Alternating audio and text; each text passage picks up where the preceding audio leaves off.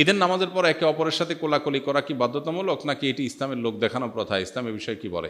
আমাদের দেশে কালচারটা বেশ ভালোভাবে প্রতিষ্ঠিত হয়ে আছে। সেটা হলো ঈদগাহে ঈদের নামাজের পরে আপনার কি কোলাকুলি করা। কোলাকুলি জিনিসটা তো ভালো জিনিস না, কাঁধে কাঁধ মেলানো আর কি। কোলাকুলি মানে একজন আরেকজনকে কোলে নেওয়া। একজন বড় মানুষ, প্রাপ্তবয়স্ক মানুষ আরেকজনকে কোলে নিবে, এটা তো শুনতেও অড শোনা যায়। কোলাকুলি মানে কি? আমি আপনার কোলে উঠলাম, আপনারা আমার কোলে উঠাইলাম, শুনতে তো ভালো শোনা যায় না। যাই হোক, শব্দটা যদিও কোলাকুলি বলা হয়, এখানে উদ্দেশ্য মুআনাকা। হাদিস আমাদেরকে করতে বলেছে কি? মুআনাকা। মুআনাকা মানে কি? কাঁধে কাঁধ মিলানো। মানে আপনার কাঁধে আমি কাঁধ রাখলাম, আপনার প্রতি সৌহার্দ্য প্রকাশ করলাম। আমাদের দেশে বলে আসেন বুকটা মিলাইনি।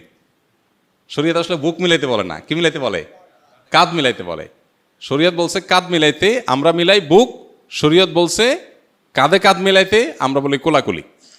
এটা ছোট ভুল অবশ্য, অনেক সময় বলার ভুল হয়, উদ্দেশ্য ওইটাই হয়, অতএব এটা তেমন মেজর কোনো অসুবিধা নেই। মূল বিষয়টা হলো ঈদের নামাজের পরে আমরা কোলাকুলি